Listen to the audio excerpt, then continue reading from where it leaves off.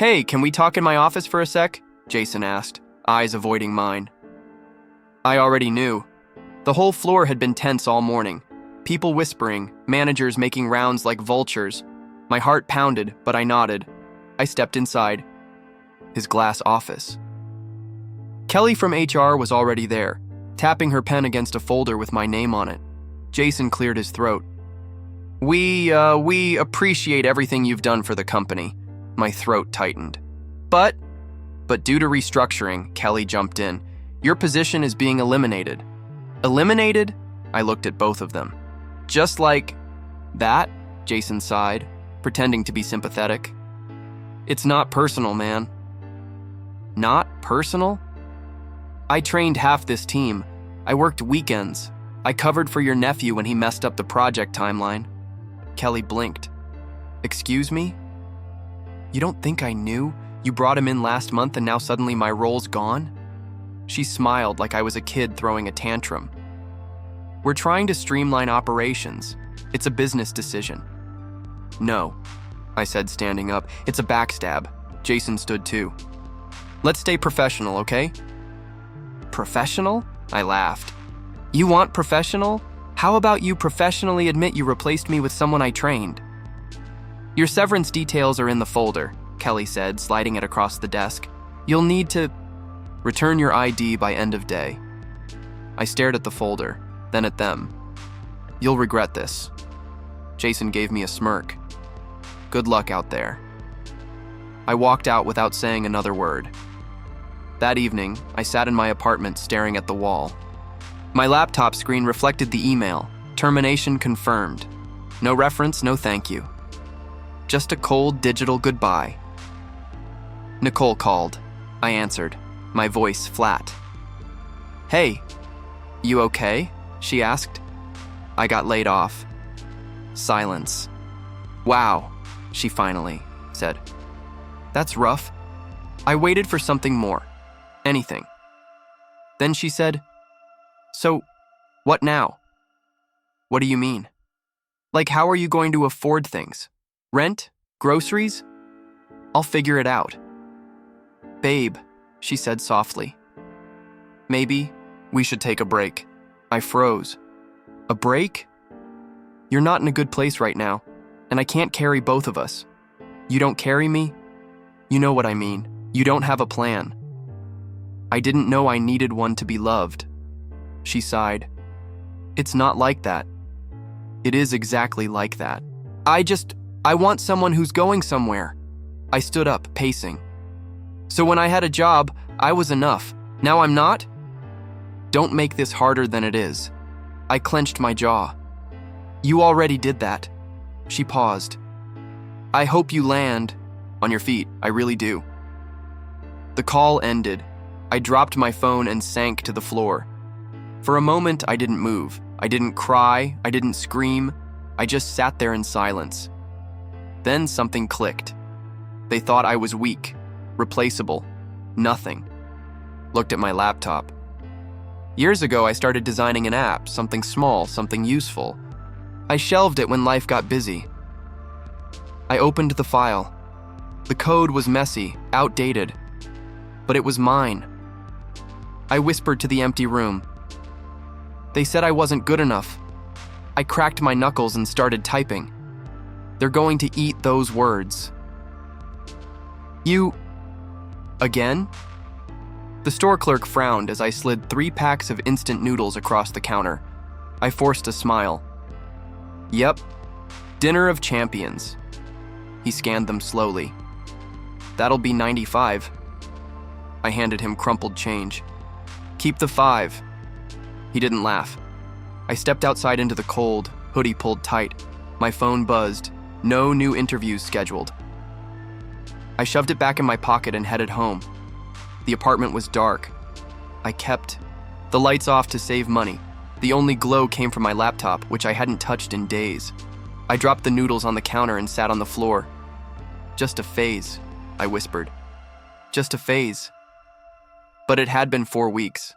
I'd applied everywhere. Silence, rejections, ghosts. I slurped half-cooked noodles and stared at the wall until I couldn't take it anymore. I grabbed my jacket and walked. The cafe windows shimmered with warm yellow light, people laughing, sipping espresso, clinking glasses. And there she was, Nicole, hair perfect, nails done, laughing across the table from some guy in a suit, expensive, watch, confident posture. He reached for her hand. She let him. I turned away fast. Wait, is that? Her voice cut through the glass. I kept walking. Hey, she called behind me. Is that you? I stopped. Against every instinct, I turned. Her smile was smug. Didn't expect to see you here. I was just leaving. She walked up, arms folded. You look different. You look the same. Guess things worked out for me, she said, glancing back at suit guy. You? Still breathing. She raised an eyebrow. You okay? Peachy. She smirked. Well, if you ever want to catch up... I don't. She blinked. I turned and walked into the night. Back home, I collapsed onto the couch. My stomach turned, not from hunger, but from humiliation. Then I heard it. Build something they can't take away. My dad's voice, faint but clear in my memory. Dad, what if I fail? I'd asked when I was 17. He grinned. Then fail trying. Don't wait for permission to matter.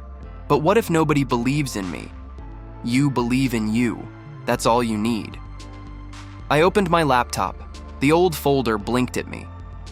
App Concept 2019 Final and Maybe.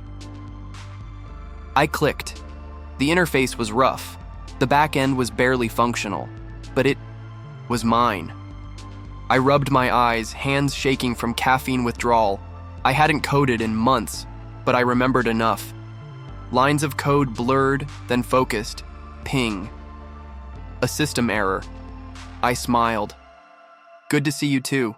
I opened a terminal and started debugging. Hours passed. The noodles went cold. My back hurt, but I didn't stop. Every key I pressed felt like fire in my chest. Every crash, every bug, every fix, I was clawing my way back. This wasn't for Nicole, not for Jason, not even for revenge. This was for me. This was for that kid who used to dream of building something that mattered, something that couldn't be stolen, something that couldn't be handed to a nephew. The screen refreshed. The error disappeared. I grinned, then whispered, I'm not done yet. Bro, are you alive? I cracked one eye open and groaned.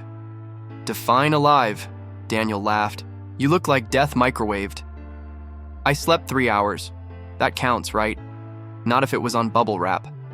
He stepped over cables and wires, then kicked aside a pizza box. This your office now? This is HQ, I muttered, sitting up from the garage floor. He whistled. High ceilings, excellent oil stains. I rubbed my eyes. What are you doing here? You emailed me a weird zip file at 3 a.m. Thought it was malware. It was version 4 of the app. He looked surprised. You built it? Mostly. Backend still a mess. Dude, he said, kneeling beside my laptop. This is better than the prototype we worked on 2 years ago. Thanks, he looked at me. You doing this alone? Yup. Need help? I hesitated. Can't pay you. I didn't ask for money. I asked if you needed help. I stared at him for a second, then nodded. Yeah, I do. Daniel? Showed up every morning after his barista shift. We split tasks. He handled UI. I focused on fixing bugs. Our only fuel was instant coffee, ramen, and spite. Bro, you're shaking, Daniel said one night. I'm fine. You haven't eaten today. Had a granola bar? Half a bar doesn't count, still counts. He tossed me a protein shake. Drink, or I'm going home. I chugged it in silence. 3 weeks in, the app finally launched. We pushed it to a beta list, 20 downloads, then 50. Then I got an email. Wait, I stared at the screen. Is this real? What? Someone wants to pay us. Daniel rushed over. Who? Small logistics firm. Wants a demo. When? Tomorrow. We stared at each other, then both said at once, "We're not ready." I spent the whole night tweaking code while Daniel prepped slides on a second-hand tablet. The next day, we logged into the Zoom call from the garage. A guy in a dress shirt appeared. "Hey, I'm Marcus. I run Carter & Co." I nodded. "Thanks for taking the time." He leaned forward. "Your pitch was short but interesting. Show me what you've got." I walked him through the features: route optimization, live tracking, auto reports. Daniel jumped in. "We're streamlining real-time analytics. Less fluff, more function." Marcus nodded. "You built this yourselves?" "From scratch," I said. He paused. "How much?" We exchanged glances. $2,000 per month, I said, unsure. Marcus smiled. "Done." After he logged off, Daniel and I screamed into the garage ceiling. "Okay, maybe we're not idiots," Daniel said, pacing. "One client," I reminded him, "still counts."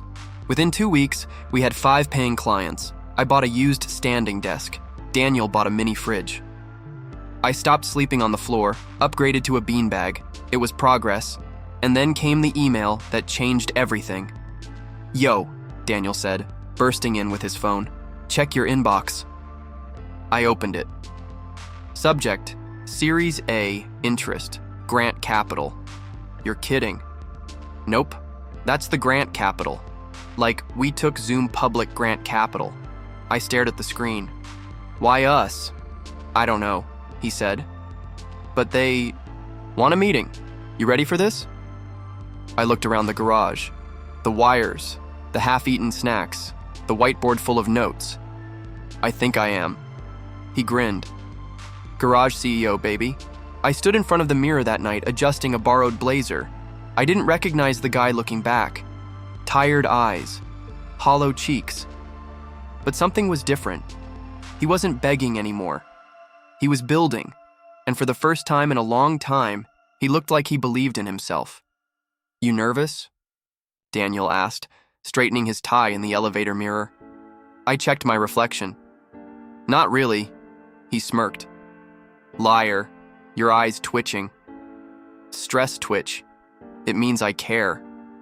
The elevator dinged. Floor 42. Our floor, now. I stepped out, first. Our assistant, Maya, greeted us.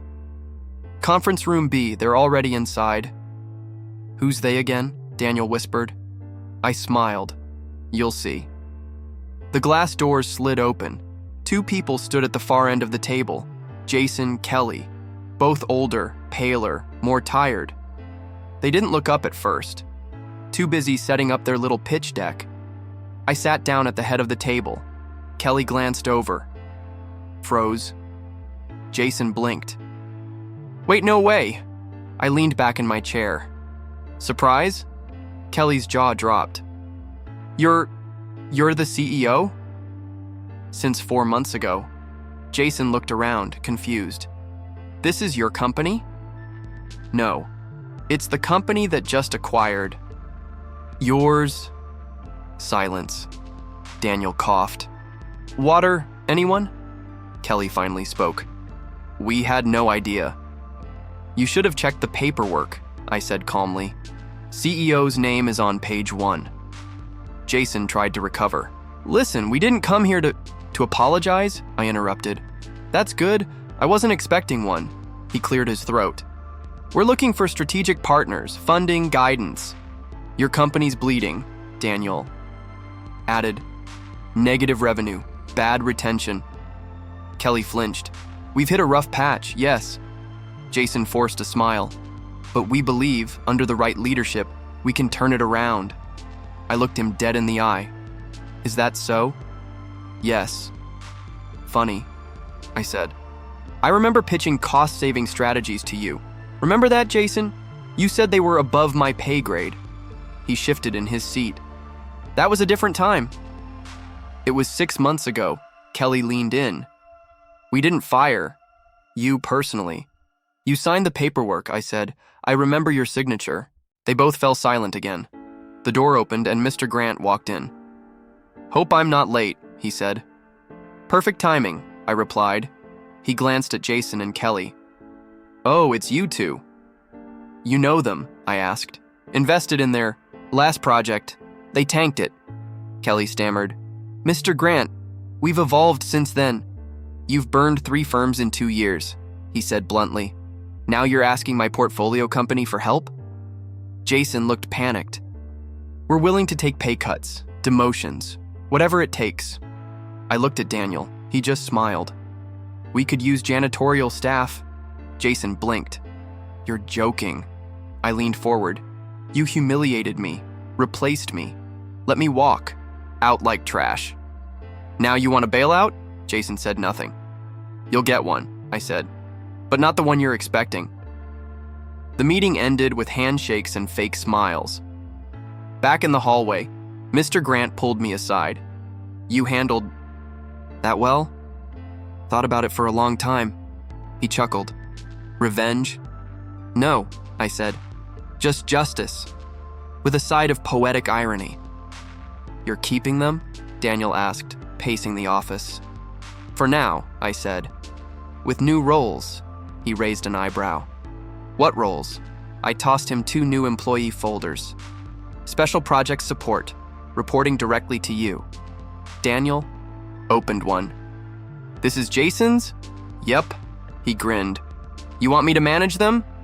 They'll report to you, clock in through the basement entrance, and work from sub-level 1.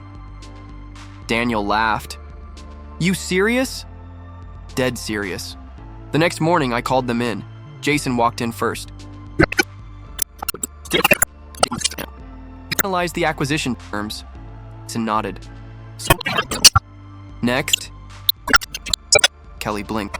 Wait, really? With a few changes, I added. You'll report to Daniel now. Jason frowned. What? Your departments were dissolved, I explained. You'll assist in project support, documentation, QA, basic admin. Kelly's mouth tightened. That's not my expertise, I shrugged. You'll learn. Jason crossed his arms. Where's our new office? Daniel handed them key cards. Sub-level 1, room B3. Kelly took the card, confused. Isn't that the old storage floor? We cleaned it up, I said. Jason scoffed. You're demoting us. No, I replied calmly. You're still employed, we just reassigned your potential. He slammed his folder shut. This is payback. This is business, I said, echoing his old words. Nothing personal. An hour later, I followed them into the elevator. Jason hit B1 with trembling fingers. I gave this company years, he muttered. So did I said. The elevator dinged. Dark hallway. Flickering lights, musty smell. Daniel met them at the door. Welcome to your new workspace. Jason stepped inside, looked around. This is a joke. No joke, Daniel said. There's a desk, power outlet, no windows. You'll be fine. Kelly was silent. Jason turned to me. You think this makes you better? No, I said. It just makes things fair. Back upstairs, Daniel couldn't stop smiling. Okay, he said. That was satisfying. I sat at my desk. Still feels surreal. You know he's going to crack, right? I know, Daniel leaned back. And her? She'll pretend nothing's wrong. Until it all hits. He nodded. What do we do if they quit? Let them. Later that week, I walked past the basement office. I saw Jason hunched over a dusty desk, scanning. Files. Kelly stared blankly at a spreadsheet. No air conditioning. No polished floors. Just silence and consequence. I didn't say a word, just kept walking. Sir, there's someone here to see you, Maya said, popping her head in. Who is it? She said her name is Nicole. I looked up from my screen. Nicole? She's waiting in the lobby. Wants to catch up. Her words. I stood slowly. Send her in. She walked in like nothing had happened. Tight dress, expensive heels, that same practiced smile. Wow, she said, looking around my office. Nice place. Thanks. Didn't expect to see you. She tilted her head. Can an ex stop by and say hi? I raised an eyebrow. Is that what this is? She walked to the window, pretending to admire the view. I heard you were doing well. Word travels fast. She turned, smile tighter now. I was surprised. I bet. I mean, after everything, I didn't expect you to bounce back so quickly. I leaned back in my chair. You expected me to stay broke? She laughed nervously. No, of course not. I just, I didn't think tech was your thing. It always was. You just never asked. She walked closer. Maybe I made a mistake. I looked her in the eye. Maybe? She reached for my desk, fingers brushing the edge. I've missed you. I paused. Missed me or missed the lifestyle? She blinked. That's not fair.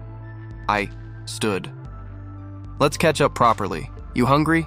She smiled. Starving. I took her to a diner, nothing fancy. Greasy menus, chipped mugs, booth seats. She looked around and hesitated. Is this where you usually eat? Best grilled cheese in the city, I said. She laughed, but her eyes darted to the cracked tile floor. We sat. So, she said, tell me everything. I shrugged.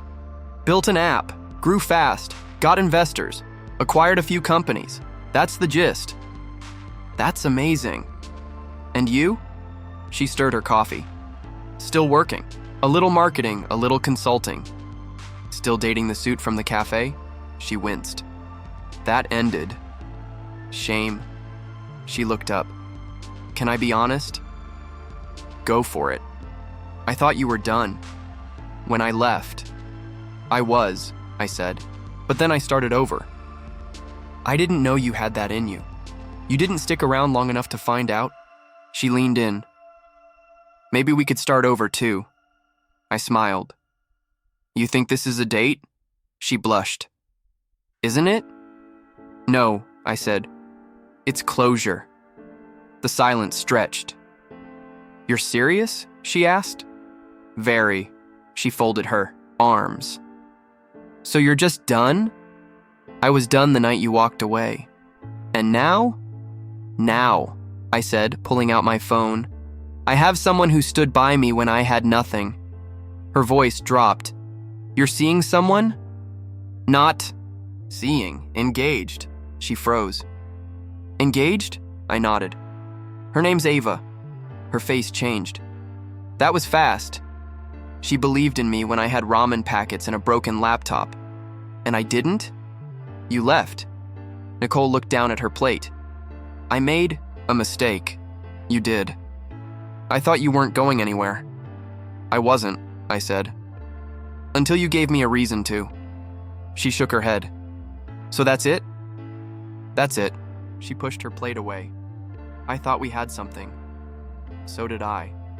But love that disappears the moment life gets hard? That's not love. She looked at me with glassy eyes. Is she better than me? I stood up. She's real. Outside, she walked beside me in silence. At the curb, she turned. If you ever change your mind, I smiled. I won't. Then I walked away, without looking back. Do you have a minute? Jason stood outside my office, eyes red, tie crooked. I looked up from my laptop. Sure. He stepped in, closed the door behind him, then stood awkwardly. Look, I just wanted to say I'm sorry. I leaned back. For what exactly? For how things went down, he said. Back then, at the old firm. You mean when you fired me for being too poor to fit the image? He swallowed. I didn't mean it like that. You meant it exactly like that. He looked down. I've been thinking about it every day. I said nothing. I was wrong, completely. And I hate where I am now. Basement's not so cozy? He laughed weakly. It's a prison. Raised an eyebrow. And you came here for? A second chance. I looked him in the eyes. You want me to forget it? No, just I want to fix it. Then do your job. Later that day, Daniel walked into my office, tossing a folder onto my desk. You won't believe this. I opened it. Kelly offered you money? 5 grand. Cash. To do what? Move her to another department. Something with sunlight, she said. I chuckled. Did you take it? He grinned. I'm loyal, remember? She's cracking, huh? Hard. That evening, I checked my phone. 12 messages. Nicole. Thinking of you. Nicole. Still remember? Your laugh. Nicole. Saw your picture online. You look amazing. Nicole. Still us, right? Nicole. Please answer. Nicole. I was stupid. Nicole. I love you. And 1 bouquet of white roses sitting at my lobby desk. Maya knocked. Do I toss them? Yeah, I said, and block the number. At night, I sat in my condo, lights dim, laptop closed, silence thick. Ava texted me. Ava. Long day? Me. The usual. Ghost trying to crawl back in. Ava. Want me to bring coffee? Me. Nah, just hearing from you helps. I stared at the ceiling. No yelling, no revenge speech. No confrontation, just stillness. I remembered crying on the garage floor, eating stale noodles, begging life to give me one more shot. None of them were there. Now, they were everywhere. At my door, in my inbox, in my shadow. But I didn't have to scream. My life was loud enough. You ready for this? Daniel whispered, straightening his tie. I've been ready, I said, looking out at the crowd. Employees filled the main hall, some in suits, others in startup tees, all waiting. Music played softly over the speakers. The podium was mine. Now, Ava squeezed my hand. Proud of you, I smiled. I wouldn't be here without you. She kissed my cheek. Go get 'em, boss. The room hushed as I stepped up to the mic. Good evening, I began. Thank you all for being here. This company started with a cracked laptop, a garage, and a little bit of spite. Laughter rippled through the room. But today isn't about the past. It's about the people who helped shape the future. I scanned the crowd. Jason and Kelly sat in the front row, clapping slowly. I could see the tightness in their jaws. And at the back, Nicole. Eyes red, arms crossed. Trying to hide behind a pillar, I looked away. I want to thank a few people, I continued. First, my late father. He once told me, build something they can't take away. I think we did that. Soft murmurs followed. To Ava, I said, locking eyes with her. You saw something in me when no one else did. You fed me when I couldn't feed myself. You reminded me I was worth fighting for. She wiped a tear. And finally, I said, turning to my right, Daniel. He looked up, surprised. Daniel believed when everyone else walked out. He stayed up with me on caffeine and hope. And today, he's not just my co-founder. I paused, letting the silence stretch. He's the new chief operating officer. The room exploded in applause. Daniel shook his head, stunned. Are you serious? I nodded. You earned it. After the ceremony, he pulled me into a hug. I thought you were messing with me. Would have been a mean prank. He laughed. I don't even know what to say. Say yes to the new office. Dibs on the window seat. As the crowd dispersed, Nicole approached. Can we talk? She asked softly. I looked at her. Now's not the time. She stepped closer. Please. Nicole, I said, you walked away when I was no one. She looked down. I know. You don't get to walk back now that I'm someone. I didn't come for anything, she whispered. I just needed to see it for myself. What? That I was wrong. I nodded. You were. She wiped her eyes. I'm happy for you. I believe you. Then I walked away, this time for good. You're quiet today, Daniel said, stepping into my new office. I kept my gaze on the skyline. Just thinking. About? I smiled. Everything. Nothing. It's strange. He leaned against the doorframe. The quiet after the storm? Something like that. Jason left his badge at the front desk. Did he say anything? Daniel shook his head. Just walked out. No eye contact. No goodbye. I nodded. Expected? And Kelly? She's moving to payroll, he said. Didn't fight it. Barely even spoke. Huh. You're not, I don't know, celebrating? I turned from the window. What's there to celebrate? Daniel shrugged. You won. No, I said. I moved on. After he left, I stood alone, staring at my reflection in the glass. Same eyes, same face, but I wasn't the same man. I thought back to that night on the garage floor, hungry, hopeless, alone. And now? Now the world was quiet, and I was finally listening to myself. Later that evening, I drove out of the city. Gravel crunched under my tires as I pulled into the small cemetery. The sun was setting, casting long shadows over the stones. I walked, slowly, familiar path, familiar pain. His name was carved in clean, quiet stone. Edward James. Keep going. I stood there a long time before I spoke. Hey, Dad. The wind rustled the leaves. I made it. I took a shaky breath. They fired. Me. Nicole left. Everyone I thought would stay didn't. I paused. But you were right. I kept going. I sat on the bench beside the grave, hands folded. Some nights I wanted to quit. I'd stare at that stupid blinking cursor on my laptop and wonder if any of it mattered.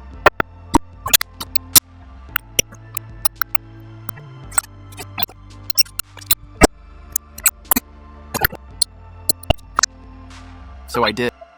Back in my phone buzzed. A message from Ava. Ava. Yeah, just me. Ava. Dinner is waiting. Can't ever heard.